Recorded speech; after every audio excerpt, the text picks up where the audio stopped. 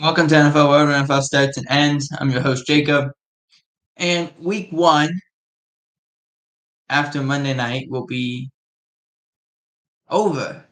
And we all get to this point in the NFL season where it's like we don't want week one to be over. That's the best thing. The excitement, the anxiety of it. Then you're so nervous, but you're so happy that it's back. You're like, okay.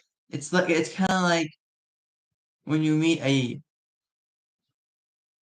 when you had a crush in school and that person you haven't seen for a while, and then they come back, the anxiety, the nervousness, but you're happy they're back. That's this.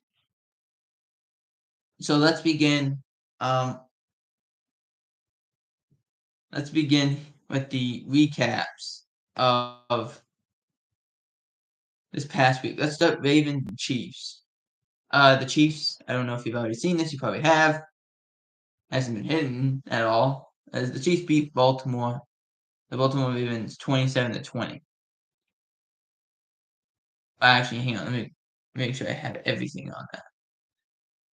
So yes, 27-20. This game, no defense was really being played. There was a couple good plays by the defense of the Ravens. Xavier Worthy looked great. Like he looked like he was flying at times. It was you saw the impressiveness of the Chiefs' offense. Um, Travis Kelce not being involved is an issue for me.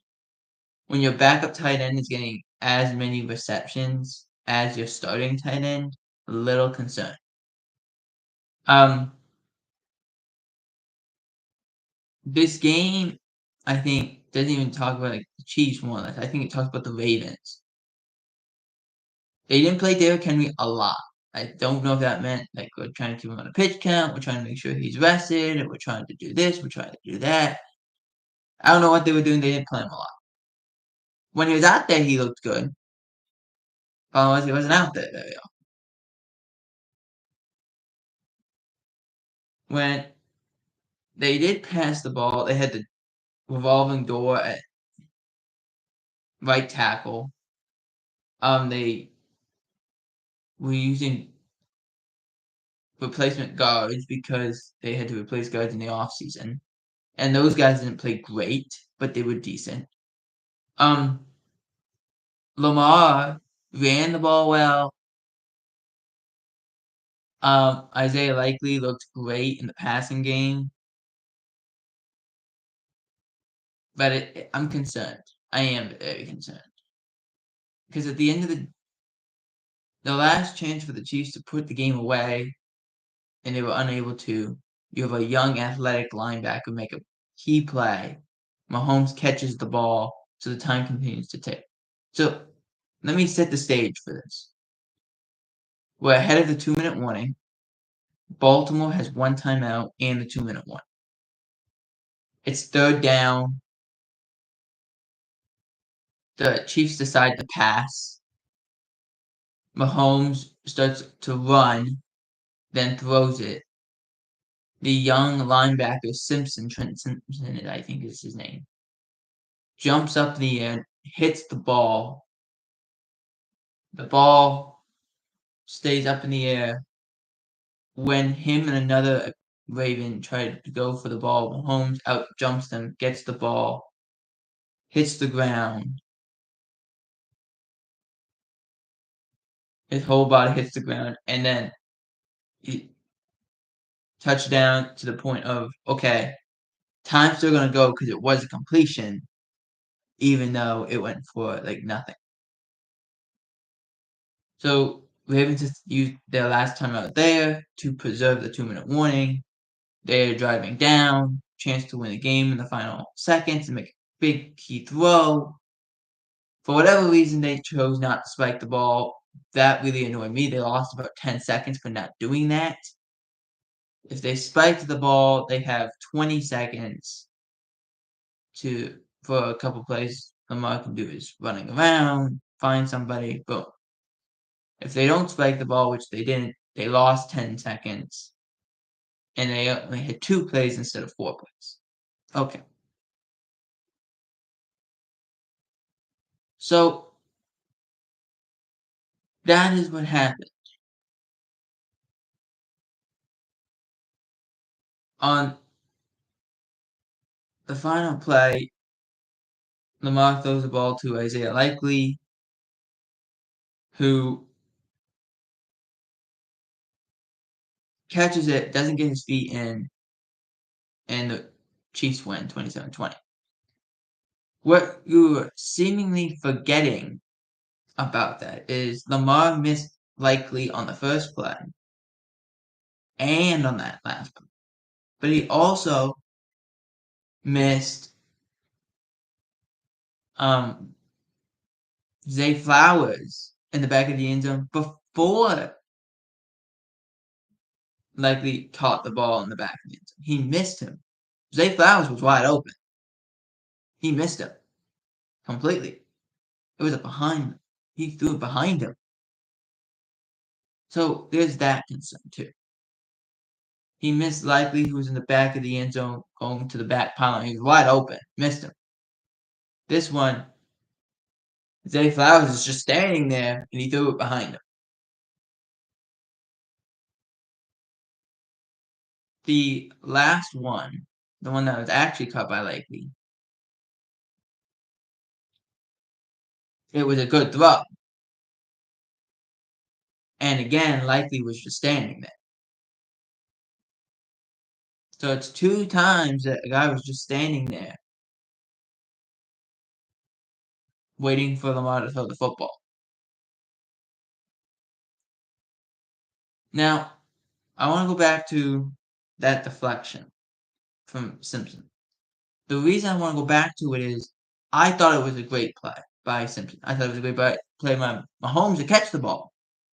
But I thought it was a great play by Simpson. And what I saw was the announcers go and say, great play by Mahomes. Did not give the linebacker credit. This is a guy who's never really played linebacker. He played linebacker 1 year, I think, in college. He's never done this. And he makes a great athletic play. And I believe that ball's trying to go to Kelsey.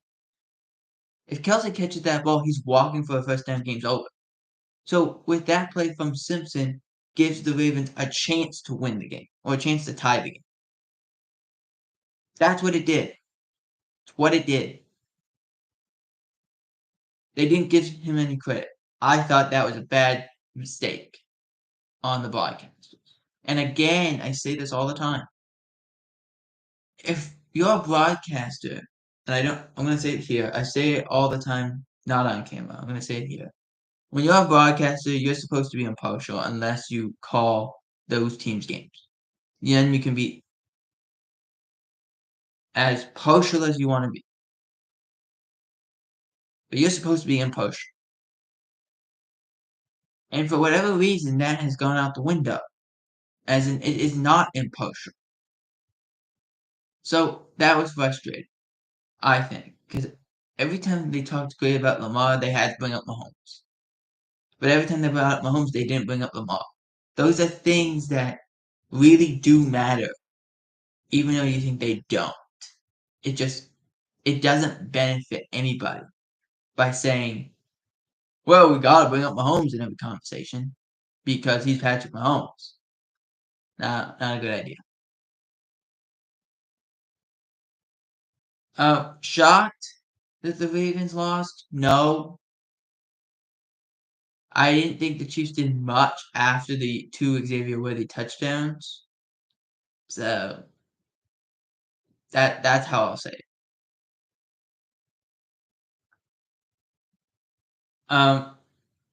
Moving on to the Patriots and Bengals, definitely the shocker of the day as the Patriots beat the Bengals 16-10. Look, I gave the Patriots 14 points. That's what I said. I said 14, they'll get 14. They got 16. Okay, so pretty dead accurate. The Bengals score, though, I was completely off. And I don't know why this shocks me. Cincinnati starts slow, but I thought maybe like I know T. Higgins did not play; he had a hamstring issue. Jamar Chase did play, though he had an illness. I just thought they were going to get more production than 10 points. They actually went into halftime. The Patriots were leading. I believe the score was 10-0. So just bad play all around by the Bengals. Um, I didn't fully watch this game. When we do the podcast with my brother Lucas, I'll get some information mostly from him. But yeah, when your team can't score more than 10 points, that's a concern. At least in week one, it's not a gigantic one, not a gigantic concern, but it's still there and it still needs to be discussed. Moving on to the Cowboys at Browns. Browns were favored by 2.5. Did not expect this, but let's start with Tom Brady. Tom Brady, this was his first announcing gig. I did not think he was bad. I thought he was actually pretty good because there's times, his energy needs to be a little bit better, but that's kind of us comparing Tom Brady to Tony Romo. Oh, here we go, Jim, kind of things. And I thought Tom was good. I thought he was very coherent. I think he understood what was going on. Yes, he made a couple mistakes early, but those kind of ironed out as the game went along. Mostly nerves, I would think. And, it was kind of one of those games. And I'm not going to say I have experience in this because I really don't. When you have a game that is a blowout, it is hard. The easiest games to do are games that are close. The Bengals Patriots is an easy game to do. Ravens Chiefs is an easier game to go do. We'll talk about Rams and Lions too, but that's an easy game because those scores are close. When you have a score like this, 33-17, that's not close. It ended up being closer than it was, but they almost beat them by 20 points. So that tells you something. It really, really does. They beat him by 16. Like, it's not that hard to understand that. So, yeah, it probably was a little more visible, at least from Tom's side, but I thought he was pretty good. I thought he was right on the mic, right on the money. He did some nice things. He explained what was going on. And when the Browns were down early in the second half, he said, look, you just got to build on something. Like, there's too many times guys are down, they don't do the right things. Just got to build on something. So let's talk. I watched this game, obviously. As a Cowboys fan, I watched. Um, but yeah, let's first begin with the Cowboys. Not a perfect night on offense, but that's okay. That is okay because you didn't need it to be a perfect night. It's week one. No one's going to be perfect. Um, Dallas, I thought did some nice things, and I'll give credit where credit is due to get up this morning. What was the one thing that Dallas did that Cleveland did not do? Of many, many, many things, and we'll talk about the ones in a second here. But of the many, many things the Cleveland Browns didn't do well, they didn't block Michael Parsons well. The Cowboys had two rookies on the offensive line, and they knew Myles Garrett was going to play against the rookies mostly. So what did they do? They moved the pocket. They didn't allow Dak to get hit. They moved him. So if Micah Parsons was on the right tackle, the Browns were not doing that. They just let him go one-on-one. They weren't moving the pocket to help Deshaun Watson. Where Myles Garrett was going against a rookie left tackle, the Cowboys are moving the pocket. They're giving Dak some easy so the ball's out quick. That's what they were doing. It's a great plan to almost take Myles Garrett out of the game. Now, again, he still had a sack and a couple pressures. He had a forced fumble that was recovered by Dallas. Um, but again, I said this about Tyler Guyton, the rookie left tackle, before. I said if he gives up only 1 or 2 sacks to Myles Garrett, and then he does a good enough job, excuse me, for the rest of the game, I'm happy with that. Because you did a great job against Myles Garrett, one of the premier pass rushers in our league. That's not easy to do, and he did it.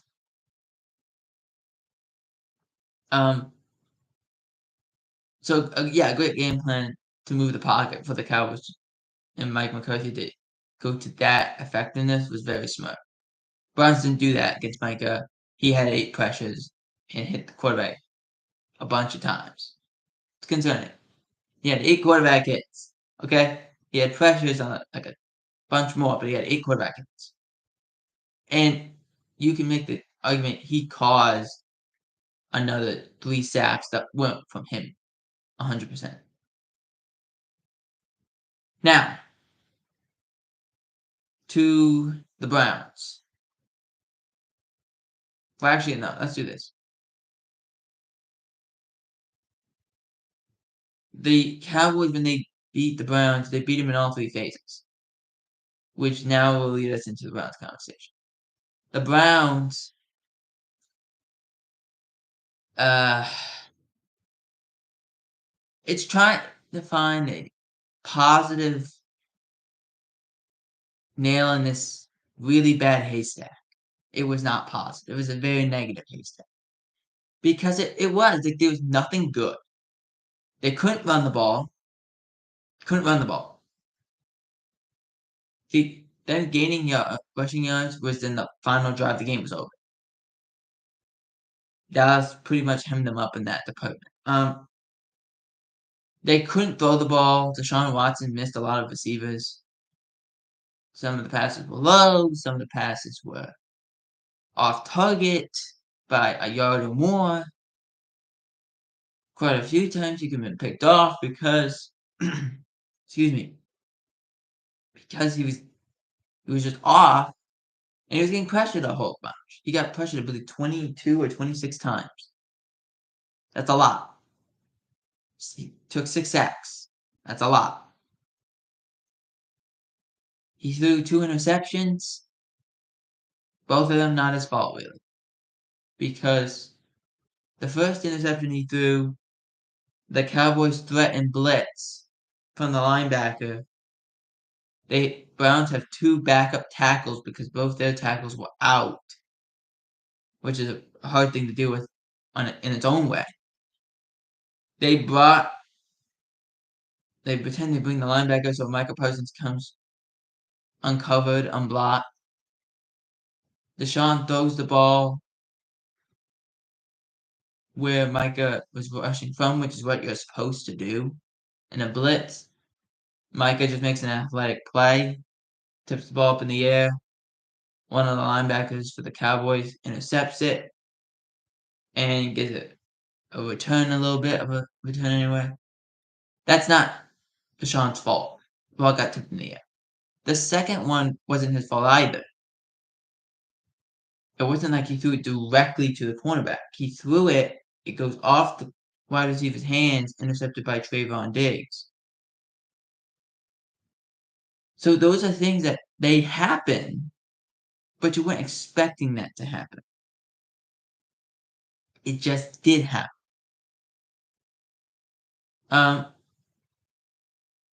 Deshaun didn't look good. I thought in this game he didn't look comfortable. They were 2 of 15, the Browns were, on 3rd down. That's 13%. That's really bad. And part of this, and this is why I went up, we're gonna get up this morning, as you watch, and Rex Ryan makes an excellent point.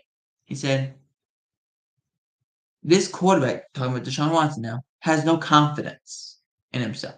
He has nothing. There's no confidence. He's out there, and he'll say he has confidence. but he has no confidence because they're doing things that don't benefit him. We've seen one time where he's looked like the Deshaun Watson of old. It was when he injured his shoulder last year against the Ravens. He completed 13 straight passes. There is an inability to get the run game going. They can't play action, so they're doing drop back stuff. Cowboys were targeting him, basically. They just knew that if they pressured him, he would fold, and that's what happened. So, yeah, Deshaun didn't play well. There was one really nice throw, and Amari Cooper dropped it. One really nice throw was late in the game. Um, it's pressure by Jordan Phillips, who's a big dude, just coming right down the pipe. And Deshaun just throws it to Amari Cooper. It hits Amari Cooper in the hands. I mean, he beat the cornerback so badly on the double move. And it's a perfect throw. All Amari has to do is catch it, and he dropped it. That's how this game was going. Like, Amari Cooper was not good in this game, which I thought he'd be better because the Cowboys had a rookie fifth round pick out there at corner, and he was doing pretty good against Amari Cooper. And Trayvon Diggs is coming off a torn ACL, and he was doing good against Amari Cooper. So there's concern. Uh, Back to the rookie, he only gave up one touchdown. Okay, I he's gonna. There's growing pains, of course, but I don't think he played it badly. It's just that was the one best throw of the night for Deshaun. Besides that one that wasn't complete. Other than that, that was it. I don't think Deshaun played well. I thought the defense was decent, but Dallas beat you in all three phases. They beat you on offense, they beat you on defense, they beat you on special teams. But they beat you also in phases of that. Dallas has had a bad running game. They beat you on the ground. Dallas can only pass you through can only beat you through the air. They beat him through the air. The touchdown to Brandon Cooks, Juan Thornhill doesn't know where he is because he thought he had some help. He didn't have any help. And so it's just an easy throw for Dak to make because Brandon Cooks is wide open. As long as he doesn't underthrow it, he's good. And he didn't. He didn't underthrow it. So it was just one of those games. Now, if you're the Browns, how do you respond? Well, you have to go back to the drawing board and figure out, okay, what did we do badly? Which is a lot. We did a lot of things bad. But if I was Stefanski, I'm getting together with the new offensive coordinator, Ken Dorsey, and I'm getting together with Deshaun, and we're sitting down and we're having a conversation because this doesn't work. This doesn't work. Deshaun's been here for a year, over a year, and it hasn't worked. Something has to change. They got to do something different. They got to figure out something because it's not working. And for Dallas, this is the best way you could start. You win a game. You're trying to keep pace with the Eagles who beat Green Bay, which we will talk about Green Bay in a little bit. You did what you had to do. And you are underdogs. You beat a good team on the road. That's what you want to do. Even if it's week one, doesn't matter. You beat a good team on the road. Next up, probably the most exciting game I thought was the Rams at Lions. It seems when these two teams meet, it's going to be a fight. The Lions actually had control in this game relatively early on, and the Rams just fought back. I was concerned about no Aaron Donald for the Rams. The defensive line wasn't at fault. Now, this game went to overtime too. So, on top of the fact that none of these guys played preseason games, Most of these guys don't play preseason, so they're not in shape. To play a whole game, week 1, you're exhausted after any game. But week 1, you're exhausted because you haven't played at all. Now you gotta go do an overtime period. Lions get the ball. They don't give it back. Touchdown Lions, ball game. 26-20 was the score. The Rams, if they would have gotten the ball, I think it would have been the same thing. It would have been the same thing. I don't think either team was going to stop. They were just too exhausted. That was the way it was going to go. Jameson Williams had a great day. So did Cooper Kupp, obviously. Puka Nacua got hurt in this game. That's unfortunate. And the biggest thing about week 1 games is you're just focused on injuries. You're asking, okay, who got hurt and are they severe injuries? We'll talk about the injury portion in the news.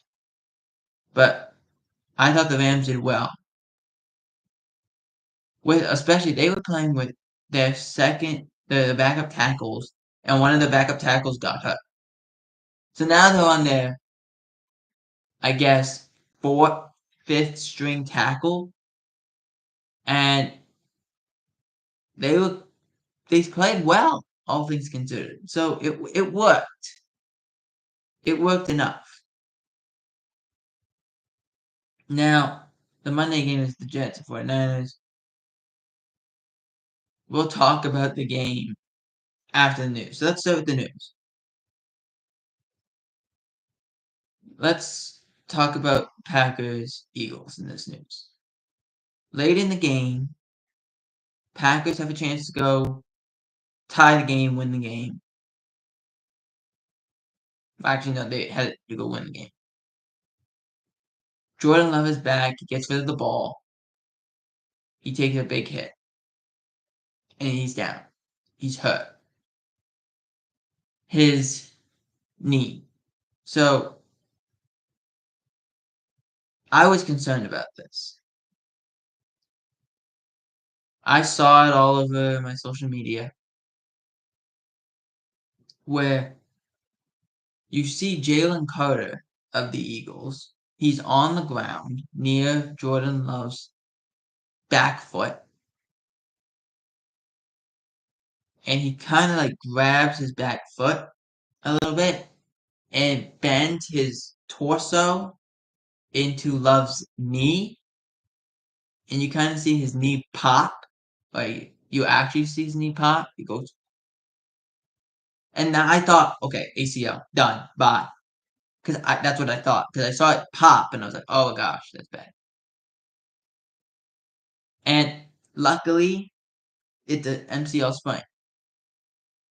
But he's still going to miss time. That's still a big miss of time for Jordan Love. This is not like any other position where you miss like maybe 2 games and then you should be okay. This is no. This is I'm missing 3 weeks to a little over a month and a half. That's bad. So, who are the options for the quarterback for the Packers? It is Malik Willis and Sean Clifford. It's not a desirable group. Neither of those guys have thrown a touchdown in the NFL. Malik Willis, I hope he does well in this. I really do. And I wish him nothing but the best. But at some point, like, something's got to happen. Something's got to give. I thought the offense for the Packers looked good. They scored a lot. They played well. The defense, fairly good. They can't stop the run. That's a problem. It has to be fixed. For the Eagles, again, you scored a lot of touchdowns, which is good. That's kind of what the Kellen Moore system are. They score a lot of touchdowns. Concern. Turnovers. Again. 2 interceptions, and they're not like interceptions as in guy jumped the receiver, ball was in the air, and they're both fighting for it, and the cornerback comes down with it. No, he threw it directly to the guy twice. He tries to throw a seam route, it gets picked off. I don't know if he underthrew it or whatever, but he threw it to the defender. And on the second one, he decides to roll it to his right, throw it back into the middle of the field, which is a cardinal sin for the quarterback. You don't do that, and yet he chose to. Throws it back to the middle of the field, gets intercepted. It can't happen. It can't happen. Now I understand Jordan Love had an interception too. I get it. But at some point, if you are the Eagles, you have to admit this is a problem. 2 interceptions is a problem. Okay? He had a lot of interceptions a year ago. It's a problem. It is a real problem.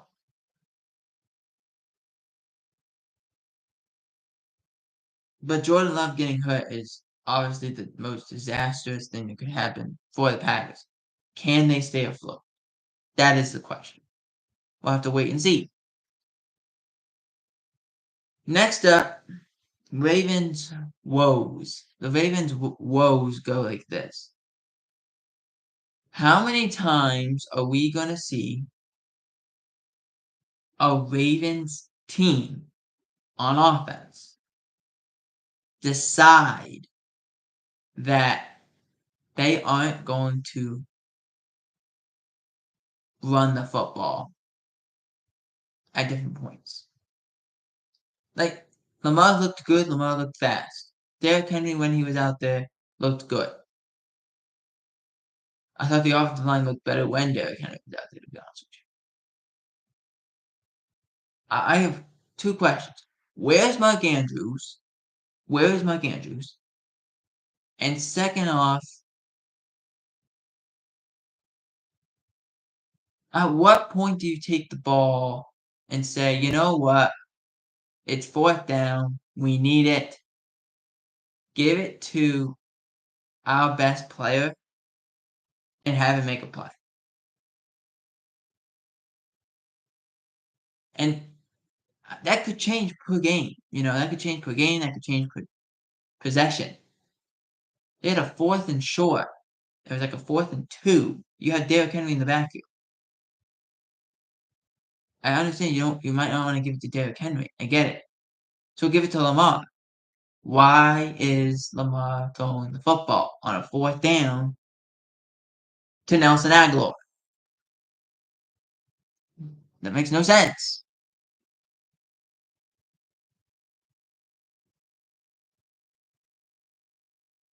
Just, it needs to be talked about. That's all. The missed throws from Jackson does not help. That's a problem. That is a massive, massive problem. And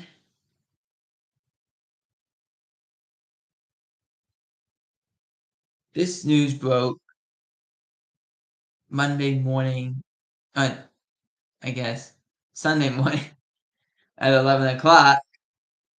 Dak Prescott has a new contract, 4-year deal, $240 million. So the first $60 million quarterback is Dak Prescott. $231 million is guaranteed. That's a lot of money. It is actually $1 million more than Deshaun Watson's contract. Except Dak Prescott's contract's not fully guaranteed. One of the great things I like about this new age is when an agent gets a contract that the quarterback wants and that the quarterback's going to take, he'll call the player He'll Instagram him. He'll get him on FaceTime or whatever and call him and say, "Hey, look, it's done. We got it. We got what we wanted." It's one of those exciting things. And for Dak, he was in Cleveland. His agent went in Dallas, working with the Jones family. It works.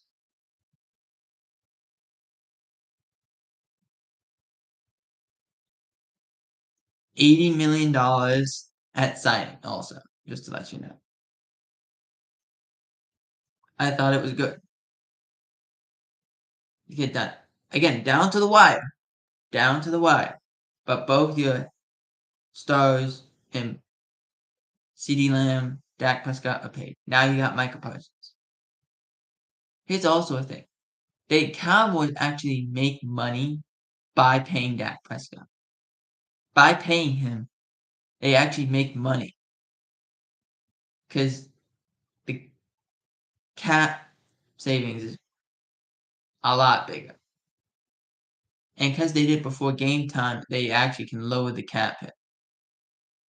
So instead of him getting 55, it might be lowered to like 35 or whatever. They save like $20 million.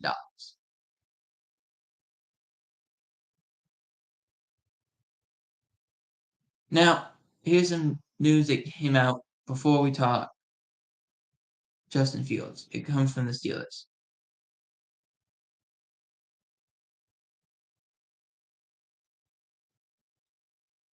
This comes from the Steelers. Steelers punter injures his knee and is out for the season. This injury for punters is horrible. Your whole identity, this and a hip injury, your whole identity is to get that leg up and have the other leg plant. That's the whole idea. Him being out for the entire season is a massive concern. You have to bring somebody in there. Who do you bring in? Well, I'm sure they'll have a kicking competition or punting competition. And with the some of the guys that they go find on the street that you have to pay to bring in because you gotta bring somebody. So you make that work. And before we go, we're gonna talk Justin Fields, who played because Russell Wilson got hurt. Russell Wilson got hurt. And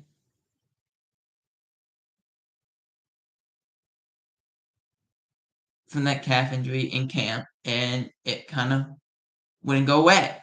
So Justin Fields played in this game against the Atlanta Falcons, in which I thought he did a really good job. I thought the Steelers offense can move the ball up and down the field. They ran the ball well. They threw the ball well. No interceptions from Justin. Some scratching plays, of course.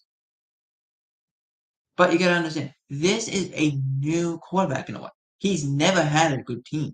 This is the same thing that they were talking about Sam Darnold on the Fox pregame show, saying Sam Darnold has never had a good team for him to throw the ball to. He's never had it. He was with the Jets, Panthers. That didn't work. He goes to San Francisco where he sits as a backup. But he did some nice things.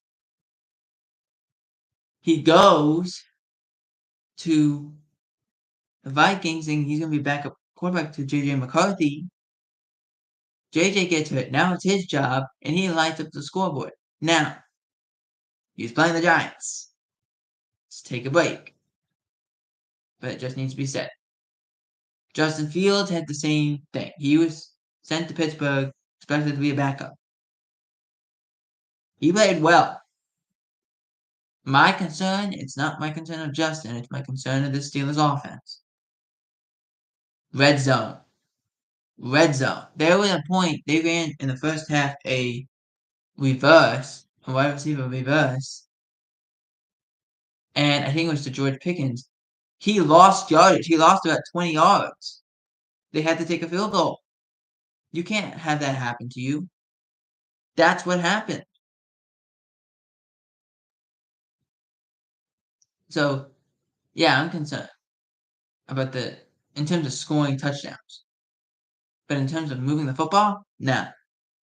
I thought Justin looked good. He threw the ball well. When they asked him, like, okay, we're going to take the reins off here because you played decently with the reins on. Let's take the reins off. He looked better. So that's what you want as a quarterback. That's what you want to impress these coaches. And as a coach, that's what you want. You got to go and be like, yeah, I got to take the reins off because it's not going great with the reins on. Let's take them off. All of a sudden, oh, wow, I've seen some things. He flashed. He played really well. So Justin Fields looked good. I mean, if we were doing winners and losers, he would be on the winner side for sure.